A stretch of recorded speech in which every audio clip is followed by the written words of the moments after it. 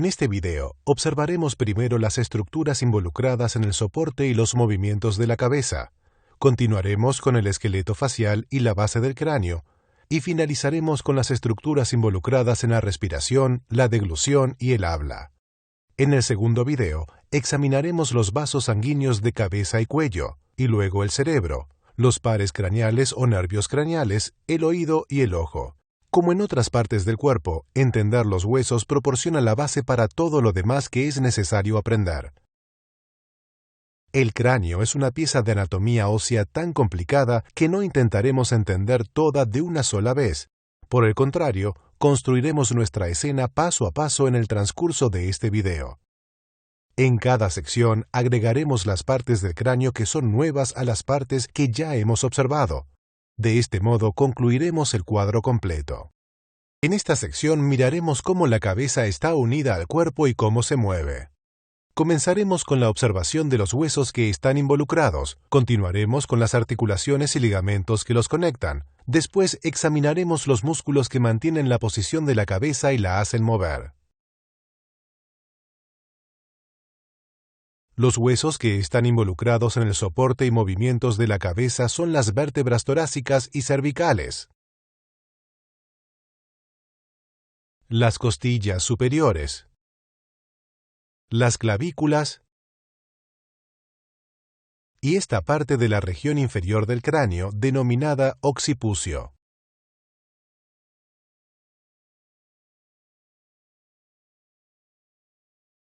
El cráneo está conformado por el cráneo propiamente dicho, el neurocráneo, y por el esqueleto facial, el viscerocráneo.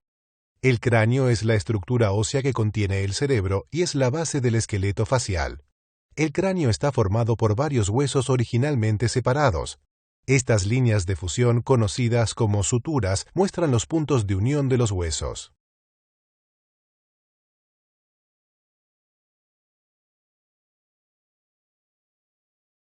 Los principales huesos que forman el cráneo son el hueso occipital, en la cara posterior y debajo, los huesos parietal y temporal a cada lado,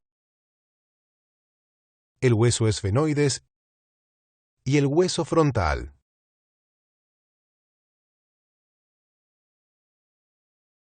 Los dos huesos del cráneo que nos interesan en esta sección son el hueso occipital y la parte inferior del hueso que se une al mismo, el temporal. Para observar la extensión total del hueso occipital, se retira la mandíbula de la imagen. El hueso occipital se extiende desde aquí detrás hasta aquí abajo. El rasgo más llamativo del hueso occipital es esta gran apertura, el foramen magno, a través del cual discurren la médula espinal y las estructuras que la acompañan. La porción del hueso occipital frente al foramen magno se denomina porción basilar, a menudo denominada base del occipucio. Los dos huesos temporales convergen en el mismo a cada lado. Los observaremos en un momento.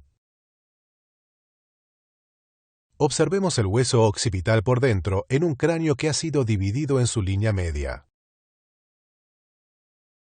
Aquí se encuentra el foramen magno, y esta es la parte basilar del hueso occipital. Se curva hacia adelante y hacia arriba más profundamente en la parte interior que en la parte inferior, puesto que en su sección sagital es triangular. Examinemos algunos otros detalles en un cráneo que no ha sido coloreado. Sobre cada lado de la mitad anterior del foramen magno se encuentran los dos cóndilos del occipital. La superficie articular para la primera vértebra, C1 o atlas, formando la articulación atlanto-occipital. Observaremos estas articulaciones en un momento. El contorno de la frente y la parte superior del cráneo son bien conocidos porque los observamos diariamente en la anatomía de superficie. Es quizás sorprendente ver cómo la parte posterior del cráneo se curva hacia atrás y forma una extensa proyección hacia atrás. Esta proyección se forma por esta porción del hueso occipital localizada por detrás del foramen magno, la porción escamosa. La prominencia se disimula por los músculos del cuello que se insertan en esta ancha área del hueso occipital. El hueso incorpora las marcas de sus inserciones. Este relieve en medio es la protuberancia occipital externa. Este leve reborde que se dirige hacia el proceso mastoides es la línea nucal superior. Y por debajo está la línea nucal inferior. Conoceremos más adelante en esta misma sección las estructuras que se insertan aquí. Una vez observado el hueso occipital, examinemos el hueso temporal. Se trata de un hueso bastante complejo. Para observarlo en toda su magnitud, se retira de nuevo la mandíbula. El hueso temporal se extiende de aquí afuera hasta aquí debajo. Aquí se muestra la porción petrosa del hueso temporal, mientras que esta es la porción escamosa. El rasgo característico del hueso temporal es esta gran proyección, el proceso mastoides. Como veremos, es el origen de algunos de los músculos que mueven la cabeza, incluyendo el esternocleidomastoideo. El proceso mastoides es fácil de sentir aquí, detrás y debajo de la oreja. A medida que examinamos el hueso temporal, observaremos primero otros de sus rasgos característicos que iremos apreciando en las secciones posteriores de estos dos videos. También nos encontraremos con algunos pequeños orificios a través de los cuales discurren importantes vasos sanguíneos, nervios y otras estructuras que entran y emergen del cráneo. Hay muchos. Aquí observaremos únicamente por fuera los orificios de los huesos temporales y el occipital. Se observa aquí el arco cigomático, formado principalmente por el hueso temporal y parcialmente por el cercano hueso cigomático.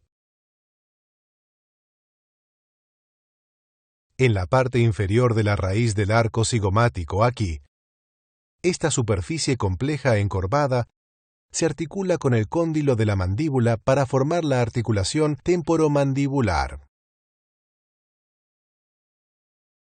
Se muestra ahora el conducto auditivo externo, que se dirige al oído medio.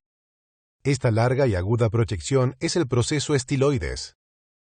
Justamente en la base del estiloides se encuentra el pequeño foramen estilomastoideo para el nervio facial o nervio craneal 7. Medial al proceso estiloides se encuentran dos importantes orificios para los vasos sanguíneos, el conducto carotídeo que se dirige hacia adelante para la arteria carótida interna y el foramen yugular que se dirige hacia atrás para la vena yugular interna. Justo por encima del cóndilo occipital se encuentra el conducto hipogloso para el nervio hipogloso.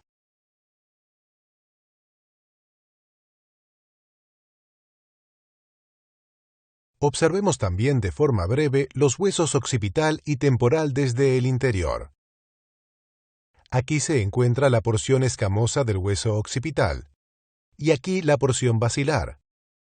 Aquí se encuentra el foramen magno. Aquí se localiza la parte escamosa del hueso temporal, y aquí se encuentra la porción petrosa que contiene estructuras del oído interno y medio. Aquí se localiza el foramen yugular en el interior. Este gran surco de atrás es para el seno sigmoideo, el principal conducto de drenaje venoso del cerebro. Por debajo y medial al foramen yugular se encuentra el conducto hipogloso. Por encima del foramen yugular se encuentra el orificio del conducto auditivo interno para los nervios vestíbulo-coclear y facial. El conducto carotídeo termina aquí, en el orificio superior del conducto carotídeo, cerca de este foramen lacerado, como observaremos en la próxima sección. Una vez observada la parte del cráneo que nos interesaba en esta sección, seguiremos con la observación de los huesos que se encuentran por debajo del mismo. Primero examinaremos los rasgos especiales de las dos primeras vértebras cervicales, el atlas y el axis. Después observaremos la continuidad de la columna cervical con los huesos de la parte superior del tronco. Aquí se encuentra el atlas y aquí el axis.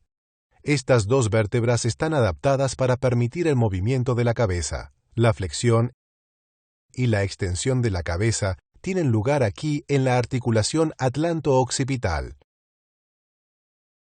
La flexión lateral de la cabeza también tiene lugar en esta articulación. La rotación de la cabeza en unión con el atlas sucede aquí, en la unión entre el atlas y el axis, la articulación atlantoaxial. Debido a sus funciones especiales, el atlas y el axis difieren en gran manera de las vértebras cervicales típicas.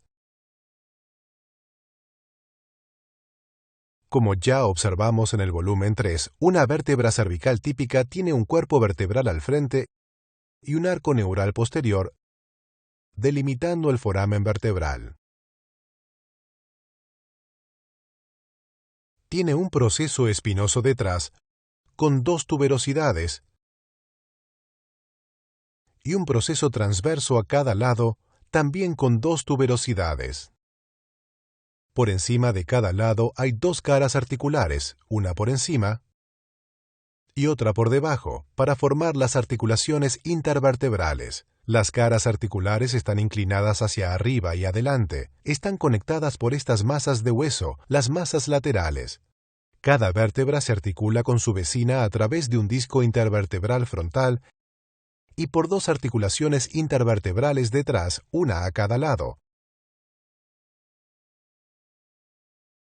Observemos las características que diferencian el atlas del axis.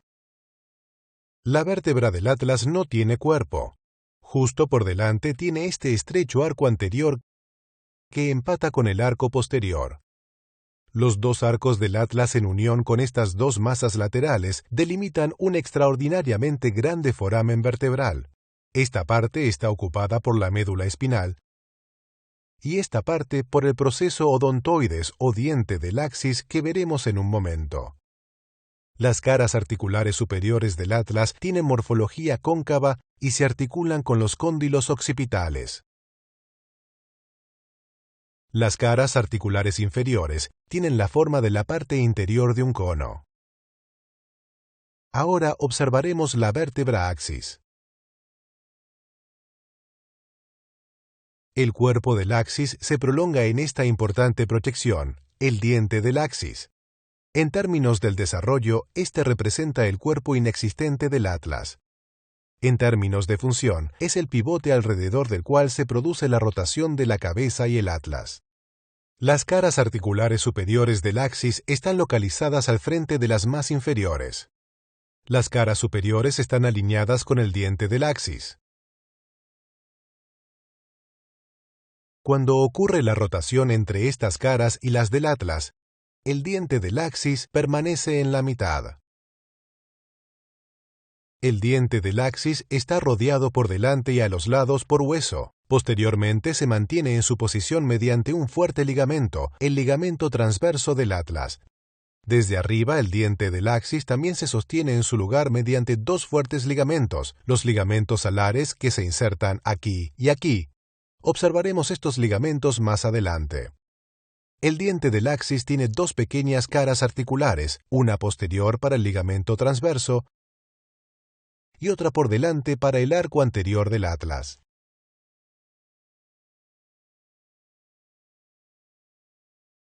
Para observar cómo se relacionan estas estructuras con la base del cráneo, observemos desde atrás el interior de un espécimen del cual han sido retirados los arcos posteriores y la parte posterior del hueso occipital.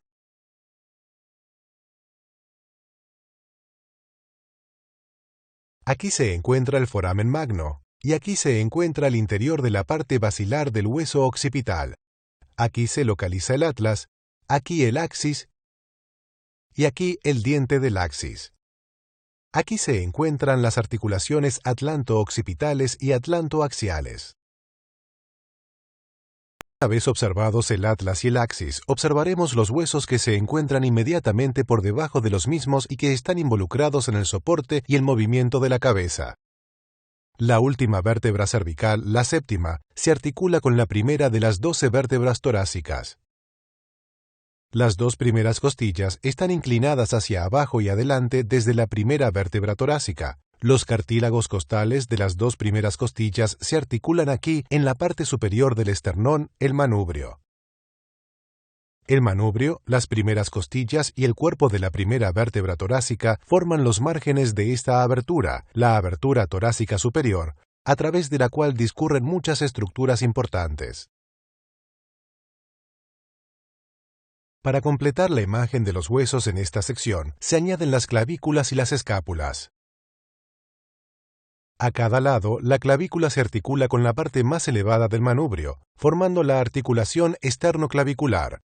El músculo esternocleidomastoideo se inserta aquí. La escápula está unida a la clavícula en la articulación acromioclavicular aquí. Además, la escápula es sostenida en su lugar por poderosos músculos. El más superior, el trapecio, nace sobre el cráneo y se inserta aquí. Observemos ahora los ligamentos que conectan el cráneo con las vértebras cervicales. Del mismo modo que los ligamentos de otras partes del cuerpo, estas estructuras sostienen los huesos y al mismo tiempo permiten el movimiento de los huesos en relación con otros, así como establecen los límites de sus movimientos. Primero se observarán las estructuras que permiten el movimiento entre vértebras, los discos intervertebrales y las articulaciones intervertebrales. Después se observarán 3 ligamentos que se extienden a lo largo de la columna cervical: el ligamento nucal, el ligamento longitudinal anterior y el ligamento longitudinal posterior. Por último, se examinarán los ligamentos especiales alrededor del proceso odontoides o diente del axis. Aquí se aprecia la columna cervical en el cuerpo vivo. Aquí se encuentran los procesos espinosos, las masas laterales, los procesos transversos y los cuerpos vertebrales. Las articulaciones intervertebrales se encuentran aquí. Son articulaciones sinoviales. Para observar mejor estas estructuras, se realiza un corte entre las masas laterales a lo largo de esta línea. Como en todas las articulaciones sinoviales, cada superficie ósea está cubierta por una capa de cartílago articular liso. El espacio entre los cartílagos está ocupado por líquido sinovial lubricante. El líquido está contenido en una cápsula articular fibrosa que permite el movimiento. Entre cada cuerpo vertebral y su vecino hay un disco intervertebral. Para la observación de los discos se realiza un corte en la línea media. Los discos están formados por fibrocartílago firmemente adherido por arriba y por debajo a la vértebra. Las articulaciones fibrosas formadas por los discos permiten solo un ligero movimiento entre las vértebras cervicales típicas. Los movimientos que pueden darse entre estas vértebras son la flexión anterior, la extensión y la torsión, que es una combinación de la rotación y la flexión lateral. En los espacios entre el occipucio, el atlas y el axis, donde ocurre gran rango de movimiento, no hay discos, solo articulaciones sinoviales. Observemos ahora los 3 ligamentos que se extienden a lo largo de la columna cervical. Comenzaremos con el ligamento nucal. Aquí se encuentra el ligamento nucal, también denominado ligamento cervical posterior. Es una hoja de tejido fibroso muy fuerte que se extiende desde el proceso espinoso de la primera vértebra torácica hasta la protuberancia occipital externa. El ligamento nucal limita la flexión anterior de la cabeza y de la columna cervical. También sirve como medio de unión para algunos músculos importantes. Trasladémonos al frente para observar el ligamento longitudinal anterior. Esta banda ancha es el ligamento longitudinal anterior. Se extiende en toda la longitud de la columna vertebral, uniendo la parte anterior de los cuerpos vertebrales. Termina aquí arriba, en este tubérculo por encima del arco del atlas. El ligamento longitudinal anterior no es tan portentoso en el cuello como lo es más abajo. En el cuello, el ligamento más portentoso es el longitudinal posterior, que se extiende hacia abajo por detrás de los cuerpos vertebrales dentro del conducto vertebral. Para observar el ligamento longitudinal posterior, se retiran los arcos de las vértebras, así como la parte posterior del cráneo a lo largo de esta línea. Se han retirado la médula espinal y el cerebro, junto con su cubierta de dura madre. Aquí se encuentra la base del occipucio, y aquí el foramen magno. Aquí se muestran los arcos vertebrales divididos. Se muestra ahora el ligamento longitudinal posterior. Es mucho más ancho y grueso aquí en el cuello que en la parte baja de la columna. La parte más elevada de este ligamento tiene un nombre diferente, el tentorio. Para obtener una vista diferente, observaremos un modelo que ha sido dividido en la línea media. Aquí se encuentra el foramen magno. Aquí el arco anterior del atlas. Y aquí el diente del axis o proceso odontoides. Aquí se encuentra el tentorio. Está unido a la base del occipital y al cuerpo del axis, continuando como ligamento longitudinal posterior. Se une a la parte posterior de los cuerpos vertebrales a lo largo de toda la columna. Observemos ahora los ligamentos que mantienen al diente del axis o proceso odontoides en su lugar, haciéndolo de él el pivote estable que es cuando se produce la rotación de la cabeza. Observaremos el ligamento transverso del atlas, el ligamento cruciforme, del cual forma parte el ligamento transverso, y los ligamentos alares. Para verlos, iremos a la vista posterior que ya habíamos visto y retiraremos el tentorio. Directamente por debajo del tentorio se halla este fuerte e importante ligamento, el ligamento transverso del atlas, el cual se inserta a cada lado de estos dos tubérculos del atlas. El ligamento transverso evita que el diente del axis se desplace hacia atrás.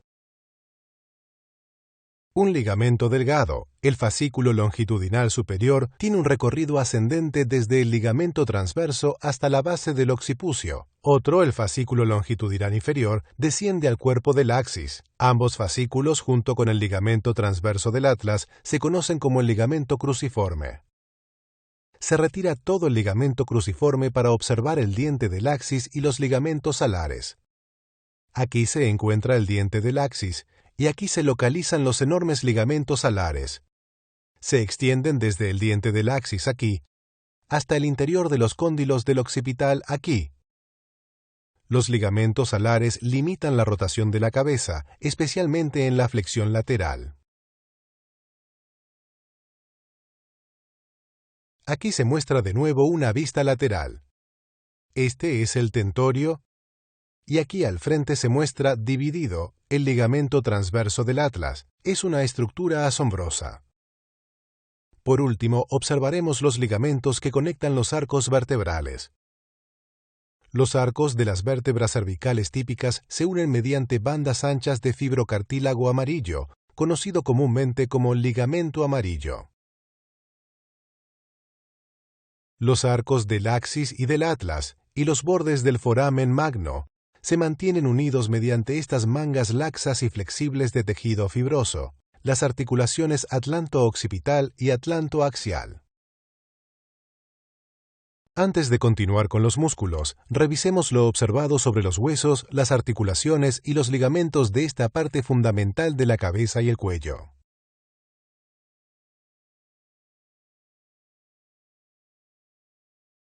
Aquí se encuentran el hueso occipital y el hueso temporal. Aquí se encuentran la porción basal y la porción escamosa del hueso occipital, el foramen magno, los cóndilos del occipital, la protuberancia externa del occipital y las líneas nucales superior e inferior. En el hueso temporal, aquí se localizan la porción petrosa y la porción escamosa. Aquí se localizan el proceso mastoides, el arco cigomático y la superficie para la articulación temporomandibular. Aquí se muestra el conducto auditivo externo. Y aquí el proceso estiloides, el proceso estilomastoideo, el conducto carotídeo, el foramen yugular y el conducto hipogloso. En una vértebra cervical típica, aquí se encuentran el cuerpo, el arco posterior, el foramen vertebral, el proceso espinoso, el proceso transverso, las caras articulares y las masas laterales. En la vértebra atlas, aquí se localiza el arco anterior, el arco posterior y las masas laterales. En la vértebra axis, aquí se encuentra el diente del axis o proceso odontoides. Aquí se localizan las articulaciones intervertebrales y los discos intervertebrales. Aquí se muestran las articulaciones atlanto-occipital y atlanto-axial. Aquí se localizan el ligamento nucal, el ligamento longitudinal anterior, el ligamento longitudinal posterior y el tentorio. Aquí se encuentra el ligamento cruciforme, formado por el ligamento transverso del atlas, el fascículo longitudinal superior y el fascículo longitudinal inferior. Por último, aquí se localizan los dos ligamentos alares.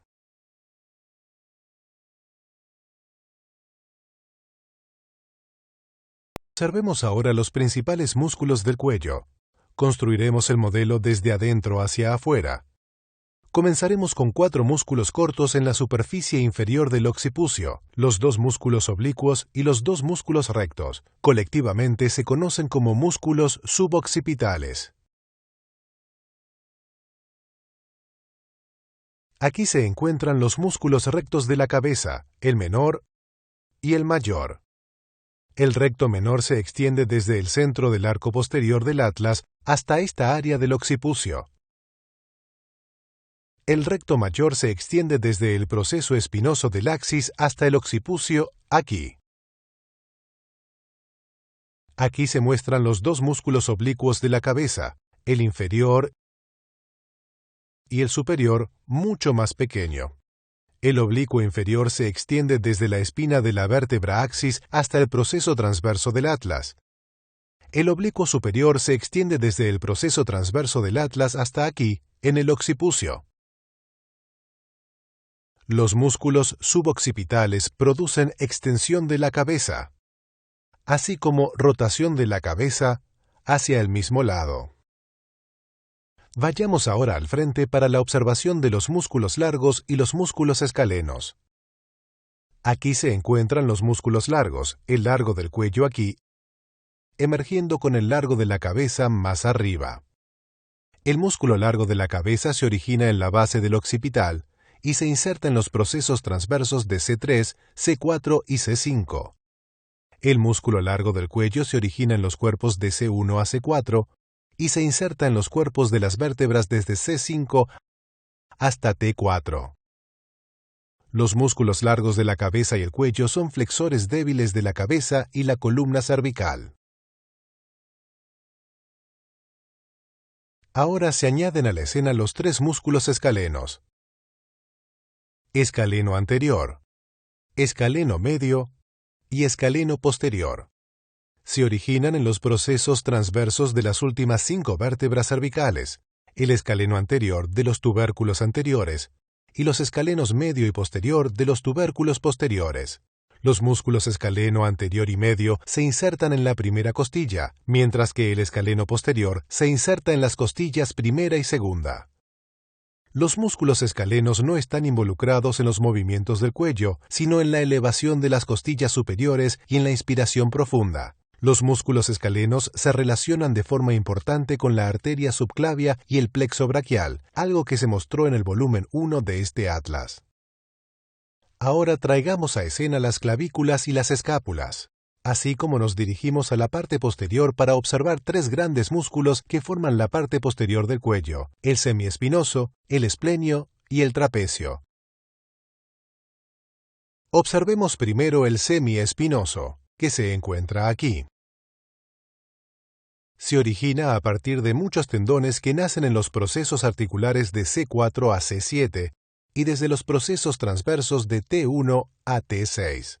El músculo semiespinoso discurre casi verticalmente y se inserta en el occipital aquí, justo por detrás de los 2 músculos rectos. La acción del semiespinoso es la extensión de la cabeza. Además, cuando estamos erguidos o inclinados hacia adelante, la acción tónica del semiespinoso contrarresta la acción de la gravedad que hace flexionar la cabeza. Ahora se añade a la escena el músculo esplenio. Aquí se muestra. Consta de una banda ancha de músculo que se origina en los procesos espinosos de T3 a C7 y en la mitad inferior del ligamento nucal. El esplenio discurre hacia arriba y lateralmente hasta insertarse en la mitad lateral de la línea nucal superior del hueso occipital y en la parte posterior del proceso mastoides. El esplenio asiste en la rotación de la cabeza hacia el mismo lado. Este músculo que puede observarse al lado del esplenio es el elevador de la escápula, que se muestra en el volumen 1 de este atlas. Por último, se trae a escena el músculo trapecio. Aquí se muestra el trapecio. Es un músculo grande y complejo. Como ya se indicó en el volumen 1 de este atlas, su parte inferior se extiende hacia abajo hasta T12. En este volumen nos referiremos solo a su parte superior. La parte superior del trapecio se origina en el tercio medial de la línea nucal superior y en el ligamento nucal. Sus fibras discurren hacia afuera, hacia abajo y lateralmente para insertarse en la espina de la escápula, el acromion y el tercio lateral de la clavícula. Los músculos trapecios definen en gran parte la forma y contorno del cuello desde su parte posterior. Aquí están los dos músculos trapecios. Y desde el frente, se muestra el trapecio otra vez. Se cree que el trapecio es un músculo principalmente del hombro. Su parte superior eleva la escápula. Sin embargo, cuando la escápula se estabiliza firmemente mediante la acción de otros músculos, el trapecio actúa de la misma forma que el semiespinoso, extendiendo la cabeza y manteniéndola vertical cuando nos inclinamos hacia adelante. El último músculo que aparecerá en escena es el esternocleidomastoideo. Aquí está. Se origina en el proceso mastoides y justo por detrás del mismo. El músculo esternocleidomastoideo discurre hacia abajo, hacia adelante y medialmente para insertarse parcialmente en la cara superior del tercio medial de la clavícula y parcialmente en la cara anterior del manubrio del esternón. La contracción del músculo esternocleidomastoideo produce rotación de la cabeza hacia el lado opuesto e inclinación hacia el mismo lado. La contracción simultánea de los dos esternocleidomastoideos produce la flexión de la cabeza y la columna cervical. Cuando nos inclinamos hacia atrás, su acción tónica evita que la gravedad extienda la cabeza y el cuello. Los tendones de inserción de los dos músculos esternocleidomastoideos, junto con los extremos mediales de las clavículas que se encuentran aquí detrás, definen este hueco en la parte inferior del cuello. Ya hemos observado los principales músculos que producen los movimientos de la cabeza y el cuello. Repasemos los músculos que hemos visto.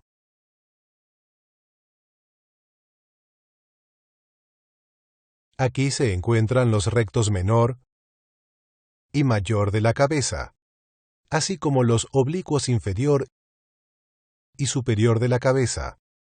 Aquí se localizan el largo de la cabeza y el largo del cuello. Aquí se encuentran los músculos escalenos, anterior, medio y posterior.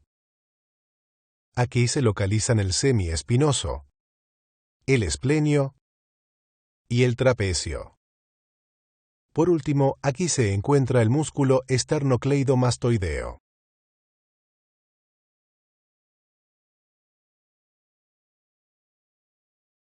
En esta sección se identificarán los huesos del esqueleto de la cara y la parte del cráneo que está conectada con su base.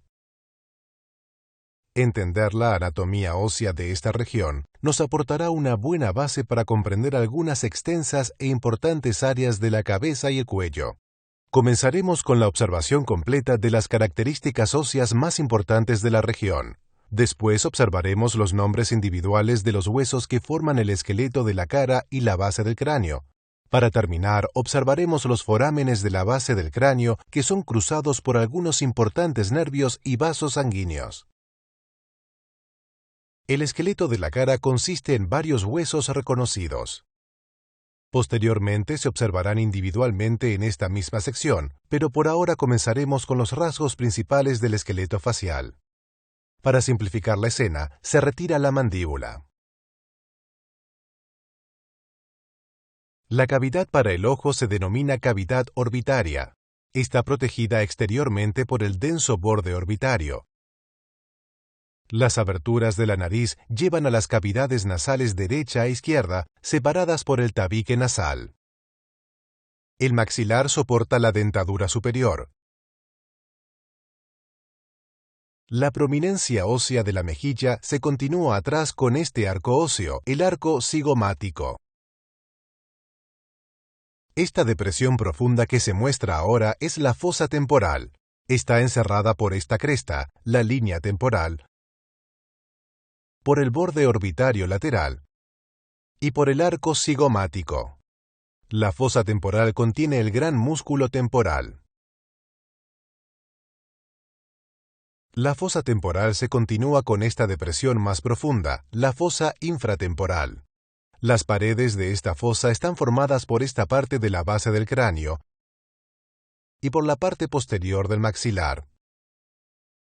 La fosa infratemporal contiene los músculos pterigoideos, así como esta parte de la mandíbula, el proceso coronoides. En la parte interna del cráneo llegamos a estructuras que ya hemos observado. Aquí se encuentra el foramen magno, la parte basilar del hueso occipital y la porción petrosa del hueso temporal. Dos láminas óseas delgadas se proyectan hacia abajo desde la base del cráneo y por detrás del maxilar. Se trata de las láminas de los procesos pterigoides, que constan de las láminas lateral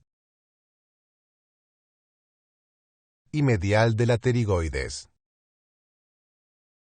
Entre las dos láminas mediales de la pterigoides se encuentran las aberturas posteriores de las cavidades nasales, las narinas posteriores o coanas. El paladar duro forma el techo de la boca y de las cavidades nasales. En el interior de las cavidades nasales se encuentran los cornetes nasales.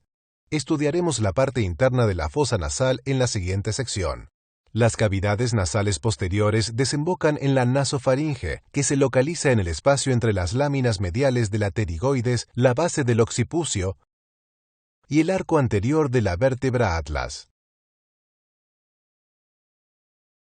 En un instante observaremos las denominaciones individuales de los huesos que forman el esqueleto facial. Antes, no obstante, es necesaria una primera observación de las características internas del cráneo. Este cráneo especial ha sido cortado externamente en una serie de niveles que están apenas por encima de la base del cráneo. La forma en que ha sido cortado constata el hecho de que la base del cráneo tiene dos grandes peldaños, formados ambos por las crestas esfenoidales y la porción petrosa de los huesos temporales. Estos dividen el suelo de la cavidad craneal en tres partes: la fosa craneal anterior, la fosa craneal media y la fosa craneal posterior. En la sección anterior observamos la fosa craneal posterior. En esta sección consideraremos los rasgos principales de las fosas craneales anterior y media.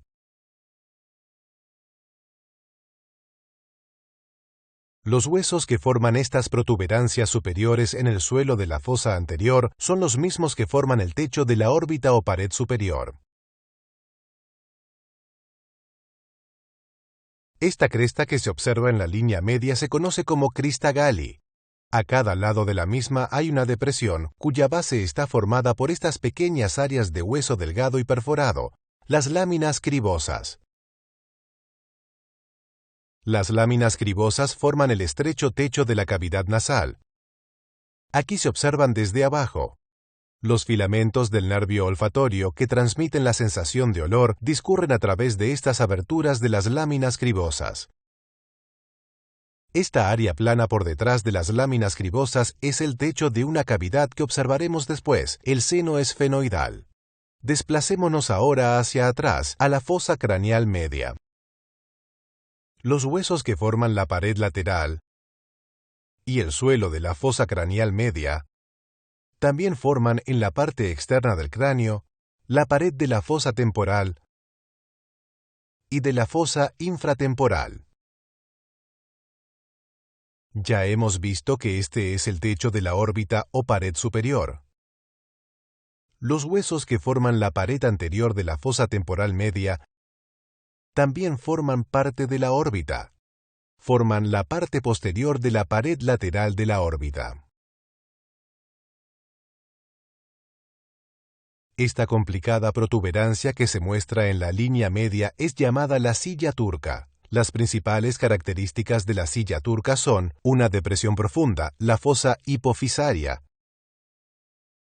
esta ranura poco profunda para los dos nervios ópticos, y estas 4 proyecciones, los procesos clinoides anteriores y posteriores.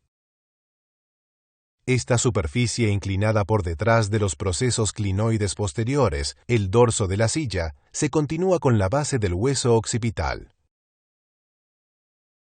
El suelo de la fosa craneal media está marcado por numerosos agujeros destinados a nervios y vasos sanguíneos que observaremos después en esta misma sección.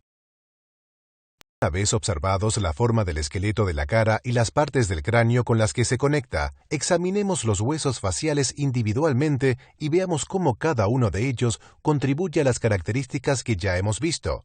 Miraremos primero los 5 huesos faciales más grandes: el hueso frontal, el hueso cigomático, el hueso maxilar, el hueso esfenoides y el hueso etmoides. El hueso frontal es un hueso muy grande. Su parte más baja forma el comienzo de la raíz de la nariz y la parte superior del borde orbitario, una pequeña parte de la fosa temporal y gran parte del techo de la órbita o pared superior.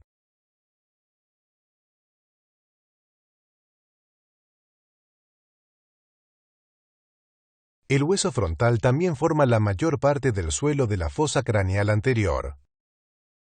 La parte del hueso frontal cerca de la línea media es hueca. Este espacio hueco es el seno frontal, uno de los senos paranasales que miraremos en breve. Observemos ahora el hueso cigomático. El hueso cigomático constituye la prominencia ósea de las mejillas. También forma la región inferolateral del borde orbitario y esta parte de la pared lateral de la órbita. El hueso cigomático se extiende hacia atrás uniéndose con el proceso cigomático del hueso temporal, formando el arco cigomático. Ahora iremos hacia adelante y observaremos el maxilar. Aquí se muestra el maxilar. Los maxilares derecho e izquierdo se unen en la línea media. Cada lado del maxilar constituye la parte medial más inferior del borde orbitario y casi todo el suelo de la órbita o pared inferior. El maxilar sostiene los dientes superiores. Sobre la parte inferior forma gran parte del paladar duro. El maxilar es hueco. Contiene el más grande de los senos paranasales, el seno maxilar. Para observar la parte posterior del maxilar se retira el arco cigomático. Aquí se muestra la parte posterior hueca del maxilar. Aquí el maxilar se une al hueso que está por detrás del mismo, el hueso esfenoides. Más allá de esta unión, el maxilar está separado del esfenoides por esta gran cavidad, dividida en una fisura vertical y otra horizontal. La parte vertical de la cavidad se denomina fisura orbitaria superior. La parte horizontal de la cavidad se denomina fisura orbitaria inferior. La fisura orbitaria inferior, que se observa desde la parte anterior, separa el suelo de la órbita o pared inferior, formado por el maxilar, de la pared lateral, formada por el hueso esfenoides. Continuemos con la observación del complejo hueso esfenoides. Se extiende de un lado al otro del cráneo. El hueso esfenoides constituye un segmento importante de la parte inferior y externa del cráneo y forma parte de la órbita.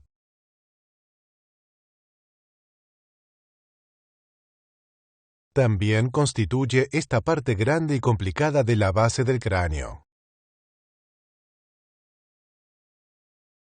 Se muestra ahora el hueso esfenoides aislado. Tiene una parte central y tres proyecciones muy importantes sobre cada lado: las alas menores, las alas mayores y los procesos pterigoides.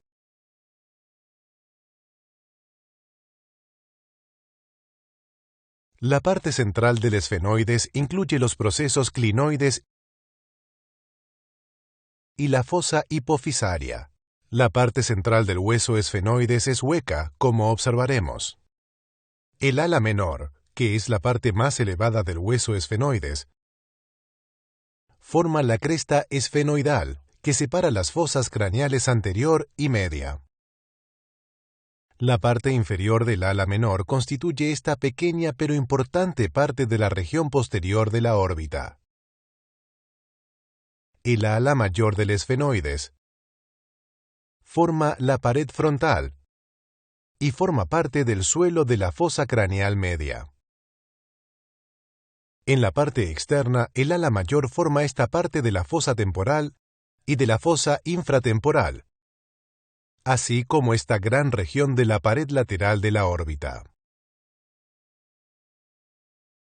El ala mayor y el ala menor están unidas aquí. No obstante, medialmente están separadas por esta brecha triangular, la fisura orbitaria superior, que forma una gran abertura entre la órbita y el interior del cráneo. Aquí se muestra la fisura orbitaria superior desde adentro. La observaremos mejor en un momento. El proceso pterigoides del hueso esfenoides se proyecta hacia abajo y detrás del maxilar. El proceso pterigoides incluye las láminas lateral y medial de la pterigoides, que son el sitio de inserción de algunos músculos importantes que examinaremos más adelante. Esta hendidura entre las láminas pterigoideas es la fosa pterigoidea. Esta pequeña protrusión es el gancho del proceso pterigoides. Es una polea, como veremos a continuación. El último hueso de la lista de grandes huesos faciales es un hueso bastante complicado, el etmoides. Un poco difícil de comprender al principio porque en el cráneo intacto se esconde a la vista. Las únicas partes del hueso de etmoides que pueden visualizarse fácilmente son estas pequeñas partes del suelo de la fosa craneal anterior, las dos láminas cribosas con la crista Galli entre ellas, y esta parte en la pared medial de cada órbita. Será más fácil comprender el hueso etmoides en la próxima sección, a partir de la observación de la cavidad nasal. Hasta entonces detendremos su explicación. Hay tres huesos faciales más pequeños que observaremos de forma breve: los huesos nasal, lagrimal y palatino. Este es el hueso nasal y este el hueso lagrimal. Los dos huesos nasales delgados forman justamente la parte superior del puente de la nariz. Los soportes estructurales para las partes que sobresalen de la nariz están hechos de cartílago, como se observará después. El pequeño hueso lagrimal forma la mayor parte medial del borde infraorbitario. Esta abertura entre el hueso lagrimal y el hueso etmoides es para el conducto nasolagrimal, que conduce las lágrimas de la esquina del ojo a la cavidad nasal.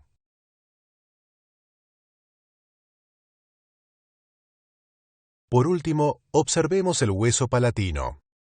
Aquí se encuentra la parte más inferior del mismo. Sobre cada lado, el hueso palatino forma la parte posterior del paladar duro y parte del costado de la pared de la cavidad nasal. Lo observaremos mejor cuando examinemos la cavidad nasal. Sigamos adelante y observemos ahora los orificios o aberturas en el suelo de las fosas craneales anterior y media que examinamos antes. Observaremos tres orificios que pasan hacia adelante.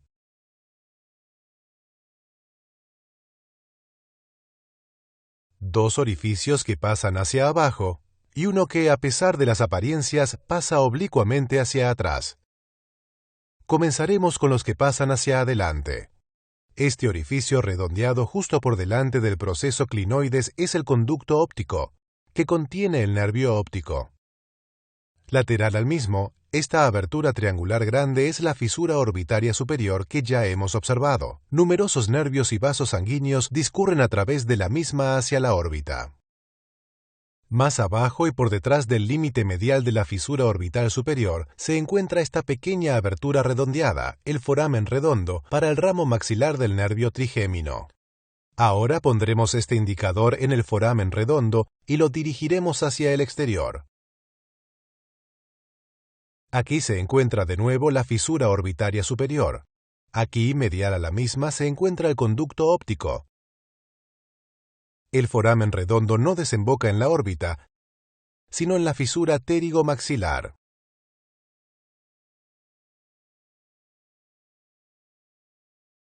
Los dos orificios que pasan hacia abajo son el foramen oval, para el ramo mandibular del nervio trigémino, y justo posterior y lateral a este, el foramen espinoso, para la arteria y vena meníngeas medias.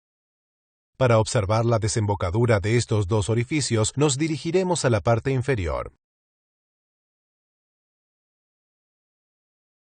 Aquí se encuentra el foramen oval, justo por detrás de la lámina lateral de la pterigoides. Aquí se encuentra el foramen espinoso, exactamente posterior y lateral al foramen oval. El último orificio que observaremos es esta abertura irregular, el foramen rasgado, para la arteria carótida interna.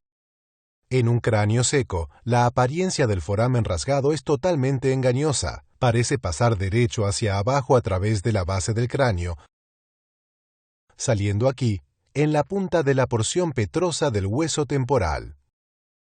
En el cuerpo vivo, la abertura aparente en la parte inferior está ocupada por un denso tejido fibroso, representado por este material. El tejido fibroso también sella esta parte irregular de la abertura ósea interna. Lo que queda del foramen rasgado es una abertura clara, a través de la cual la arteria carótida interna emerge desde su conducto oblicuo óseo, el conducto carotídeo. La otra salida del conducto carotídeo, como ya observamos en la sección precedente, se encuentra aquí detrás, justo medial al proceso estiloides. Por delante del conducto carotídeo se abre otro orificio que aún no hemos observado, la abertura para la tuba auditiva o faringotimpánica, también denominada trompa de Eustaquio. La tuba auditiva discurre posterior y lateralmente hasta desembocar en el oído medio, aquí. La tuba auditiva es más larga que lo que se muestra. Medialmente se prolonga mediante un tubo de cartílago representado por este material coloreado. Como veremos, la tuba auditiva desemboca en la nasofaringe.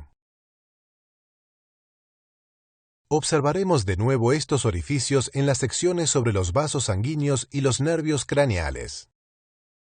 Hemos observado mucha anatomía ósea en esta sección. Revisemos lo observado sobre la anatomía de los huesos faciales y la base del cráneo.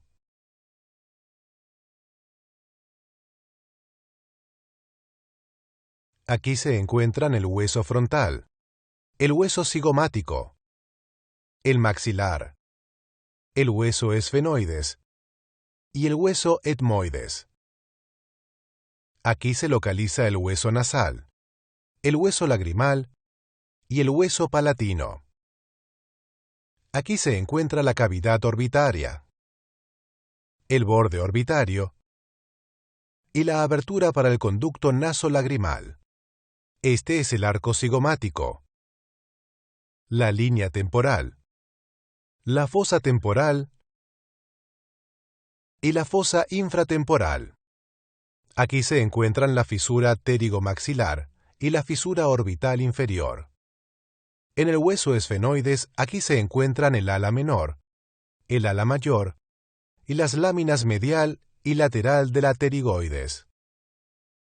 Aquí se localizan la fosa pterigoidea y el gancho del proceso pterigoides. En el interior, aquí se encuentran la fosa craneal anterior, la fosa craneal media y la fosa craneal posterior. Aquí se localizan la cresta esfenoidal y la crista Galli, y las láminas cribosas. Aquí se encuentra la silla turca, compuesta por los procesos clinoides anteriores y posteriores, la fosa hipofisaria y el dorso de la silla. Aquí se localizan el conducto óptico, la fisura orbital superior y el foramen redondo. Aquí se encuentran el foramen oval, el foramen espinoso y el foramen rasgado. Aquí se encuentra la abertura verdadera del conducto carotídeo. Aquí se localiza la abertura para la tuba auditiva o faringotimpánica. Y por último, este es el cartílago de la tuba auditiva.